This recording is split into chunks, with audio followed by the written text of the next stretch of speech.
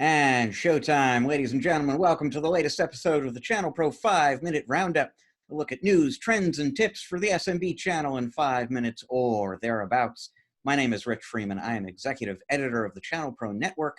I am also one of your co-hosts on this program. I am joined by my co-host this and every week, Eric Simpson, a business transformation and improvement consultant for MSPs and other IT providers. Eric, I'm not even going to guess. I think I know where you are this week. Yes, the question is, what day is it, Rich? And we'll circle back to that, certainly. But yeah, it's a great question, isn't it, these days? It's tough to keep track anymore when all the days seem to flow together. And as you know, we are all working from home. You know, it's just too easy to just not keep track of time and spill over into different days and forget what we're doing. It's yeah, we'll circle back to that. I'll say really quickly, I saw a statistic this morning. I can't remember whose survey this was. I can't, vouch for the data, but somebody went out and surveyed a bunch of people and found that 15% of the folks in the survey sample never get out of their PJs. They just get out of bed in the pajamas, and that's what they're wearing all day long. One out of 3 people in this survey are no longer bathing daily. This is what's going on, folks. Yeah, I saw something on some channel last week, and the new thing, when people are having all these guests on that are now remote from home, the question they ask is, so you wearing pants? And some of them are, and some of them aren't. PJs and shorts and whatnot. So yeah, good times. Well, good times in some regards, and obviously, as we both know well, not great times in others, dire or not dire, but certainly very difficult times for really everyone from an economic standpoint in the country right now, and that winds up having an effect very much on MSPs and IT providers as well, in terms of less business coming in. And that's sort of a setup for our top story this week. Which is based on a conversation that I had with Jim Lippy of Kaseya. It was actually last week at this time, or around this time, that I spoke with him. And, the world has changed enormously in a month. It was late February, basically. So 5-6 weeks ago, Jim came on the ChannelPro Weekly podcast. He talked to us about this long-term trend that he was seeing, and a lot of us are seeing, where you're seeing private equity firms and others work to create MSP roll-ups with a regional or a national footprint. So the rise of these bigger MSPs, which has implications, obviously, for smaller MSPs. And, way back when, late February, Jim was telling us on the podcast that, look, you've got 3 to 5 years as an MSP, in my opinion, to kind of figure out what you're going to do about this. Are you going to scale up yourself to compete with these big companies? Are you going to sell to a big company and just kind of, execute your exit plan? Are you going to specialize in a niche maybe and make that your competitive edge? So I got an email from him not too long ago, basically saying, look, we should talk, because things have changed since that podcast appearance just a few weeks ago. And that 3 to 5 year time frame is looking to me more like a 1 to 2 year time frame. And specifically what he said, and this, I should say, this observation on his part has been somewhat controversial out in the channel this week. He has been talking to private equity investors who have told him, look, we think this is going to be a very advantageous market for us. These are companies that knew that they were going to be in the market for MSPs anyway. They look at the economy right now. They look at the financial distress, frankly, that a lot of MSPs are probably going to be in, depending on how deep and how long this recession is. And they think there are going to be some companies looking to get out who might be willing to sell for less than they would have accepted 2, 3, 4 months ago. And so, from there, Jim kind of spoke with me a little bit about, well, how do you sort of think through whether or not to even entertain an offer like that? People have been getting, if you run a reasonably good-sized, well-run MSP, you've probably been getting calls from potential acquirers for a while, since well before coronavirus. So you're probably going to be getting more calls like that now going forward.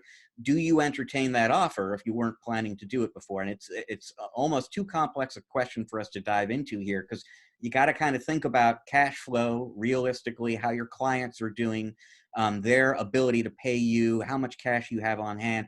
Can you make it through the next 6 to 12 months, for example? Do you need to be thinking about getting out before then. You know, it's a very complicated topic. Obviously, Eric, it's one I'd be interested to hear your opinion on. But it was interesting to speak with someone who has spoken with private equity investors and heard that, you know, the M&A market is really going to heat up, and there are going to be people out there looking to take advantage, frankly, of folks who are having a hard time.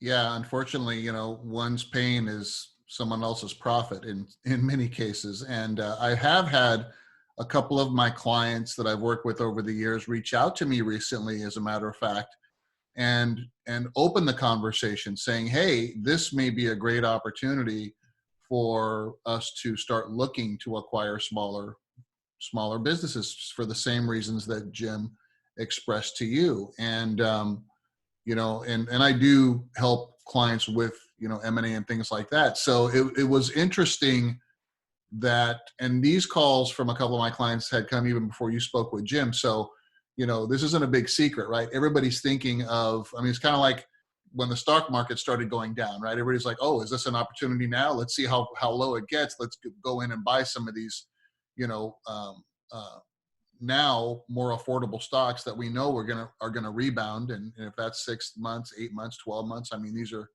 you know, long-term strategic decisions.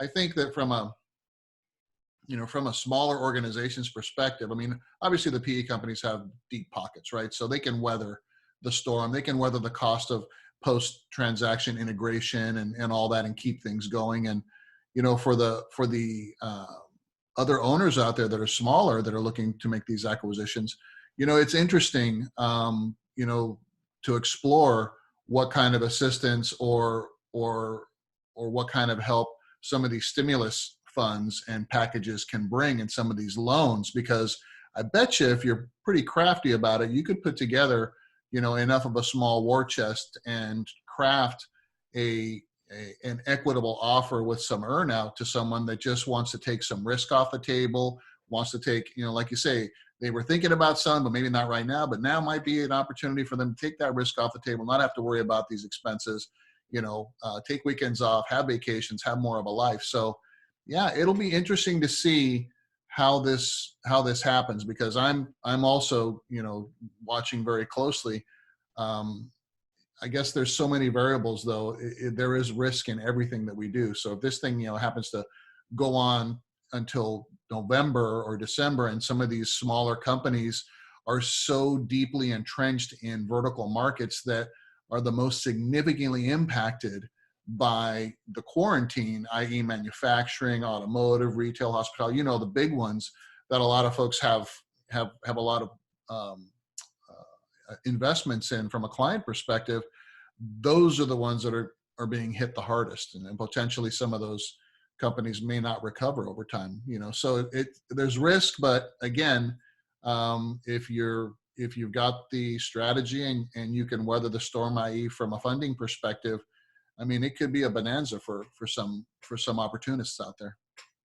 Yeah, you know, and I should emphasize, no one should ever take any business advice from Rich Freeman. But I mean, as I kind of think about it, if I sort of, you know, put myself in the place of somebody who has to think this through, we really don't know where we're going to be 6 months from now. You know, it's just so hard to tell right now how deep the recession is, how long it lasts, and so on. And my gut tells me I want to kind of know better before I'm deciding whether to sell or not. So I can certainly, you know, you do have to do the analysis to decide, can I make it for 6 months?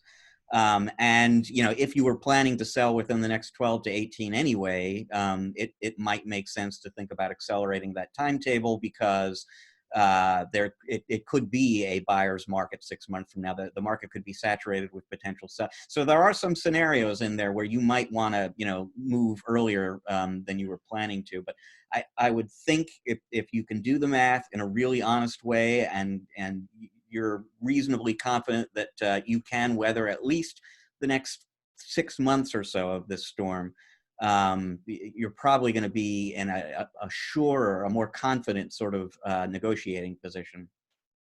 Yeah. I mean, a lot of variables to consider for sure. Well, if you are, especially if you're working in one of those verticals, like you said, Eric, where they're really just kind of shut down right now, the tickets probably aren't flowing in like they used to be before, which means you've got some more time on your hands. And your tip of the week this week is one way you can use some of that time constructively.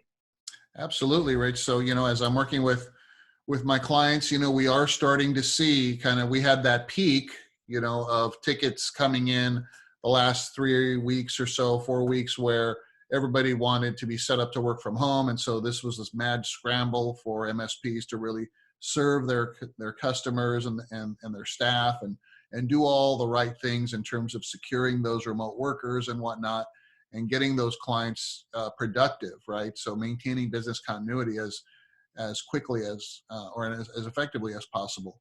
And now we're starting, I'm borrowing a term from, the epidemic, we're seeing the flattening of that curve of tickets now on the dispatch portals, right? So, we're seeing a reduction of those. We've set everybody up for the most part. Most of my clients have. And now, those daily tickets are actually lower than they were pre-coronavirus for a lot of factors, right?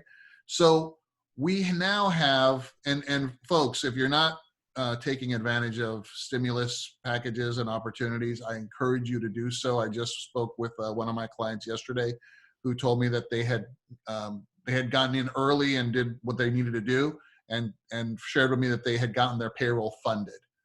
So that was great news for them. So if you're not doing that kind of stuff, I mean, time's not your friend on this. Get in there, but utilize your resources now for those tasks and activities that are always on someone's checklist, but never seem to get done because of all the firefighting and all the distraction and the whirlwind of noise that we're dealing with every day when we're running a busy service delivery unit. So now's the time to go in and optimize your PSA solution. Now's the time to go in and maximize your RMM tools and look at how you can configure those platforms to maximize the automation, maximize the communication, like ticket status changes, having communications flowing to clients so that they know where their ticket stands at any given point in time. So now's the time for you as an opportunity to, stop using just 10% of the tools that you've invested in, like we do with our brains, and really expand the value that you're paying for.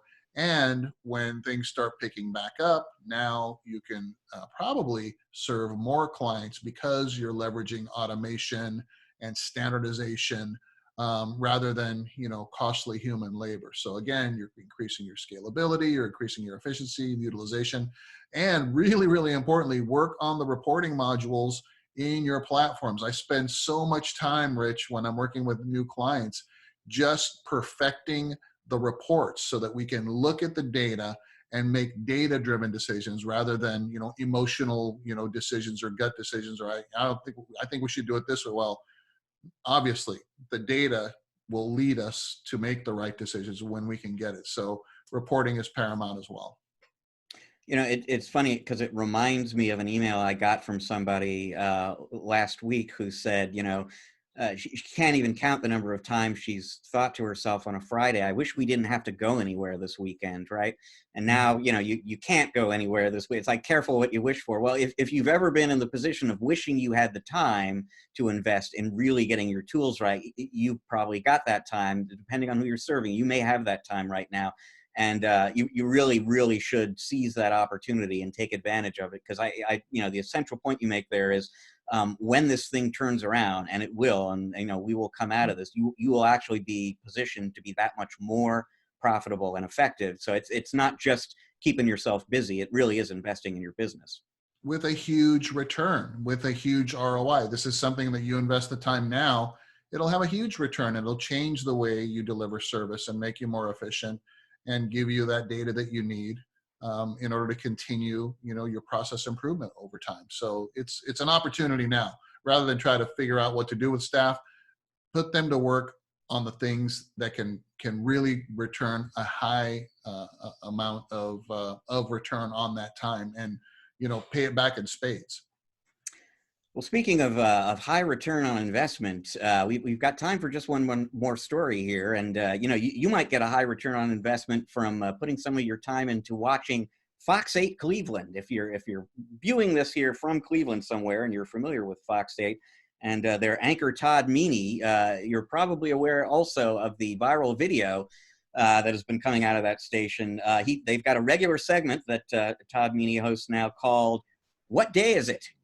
Because folks, sometimes we just don't know, do we? And you turn to the local news to find out, and you really owe it to yourself to dig up this video. Fox 8 Cleveland, what day is it? Find it, because they give you a few minutes or a few moments to take your guess, and then they tell you what day it is, and it is helpful.